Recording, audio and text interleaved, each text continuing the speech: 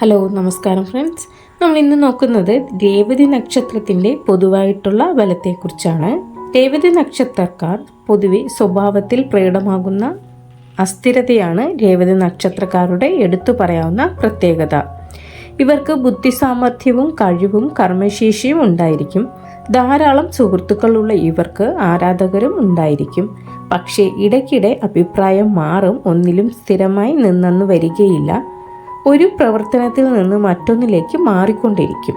ശരീരപുഷ്ടിയും ആരോഗ്യവും ദീർഘായുസ്സും ഇവർക്കുണ്ടാകും. ബാല്യകാലത്ത് രക്തദൂഷ്യ രോഗങ്ങൾ, പനി, ത്വക്ക് രോഗങ്ങൾ തുടങ്ങിയവ ഇടയ്ക്കിടെ അനുഭവപ്പെടും. 8 വയസ്സിനും 15 വയസ്സിനും ഇടയ്ക്ക് അപകടങ്ങൾ, മുറിവ്, ചതവുകൾ ഉണ്ടാകാൻ സാധ്യതയുണ്ട്.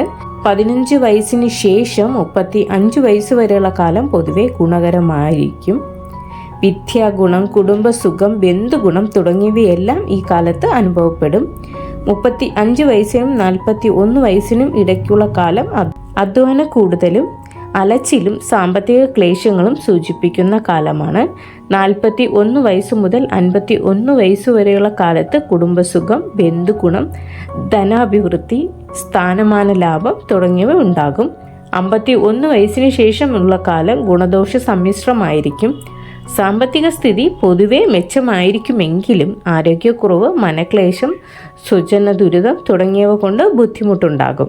രേവതി നാളിൽ ജനിക്കുന്നവർ എല്ലാവരോടും ഇടപെടുമെങ്കിലും ആരോടും അതിരു കവിഞ്ഞ് അടുക്കുകയില്ല. ആരെയും അധികം വകവെക്കുകയുമില്ല. ആർക്കും കീഴടങ്ങി നിന്ന് പ്രവർത്തിക്കാൻ തയ്യാറാവുകയുമില്ല. ഇവരുടെ സ്വാതന്ത്ര്യത്തിന് ഭംഗം വരുന്ന ഒരു കൂട്ടുകെട്ടിലും താല്പര്യം കാണിക്കുകയില്ല. വിമർശനം ഇഷ്ടപ്പെടുന്നവരല്ല. അഭിപ്രായ വ്യത്യാസം പ്രകടിപ്പിക്കുന്നവരിൽ നിന്ന് ഒഴിഞ്ഞു മാറും. ആരെങ്കിലും പിൻബലം കൊടുത്താൽ ഇവർ ഏത് പ്രതിബന്ധത്തെയും മറികടക്കും.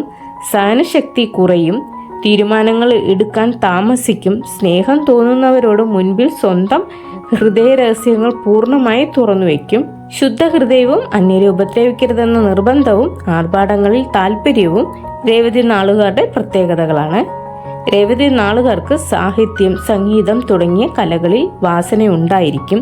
ശാസ്ത്ര വിഷയങ്ങളിലും അഭിരുചി ഉണ്ടാവും. സ്വന്തം അറിവുകൾ പൂർണ്ണമായി പ്രയോജനപ്പെടുത്താൻ ഇവർക്ക് കഴിഞ്ഞെന്നു വരികയില്ല.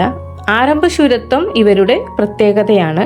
സ്ഥിരം സുഹൃത്തുക്കളും ഉണ്ടായെന്നു വരികയില്ല. വിവാഹ ജീവിതം പൊതുവെ സന്തോഷപ്രദമായിരിക്കും.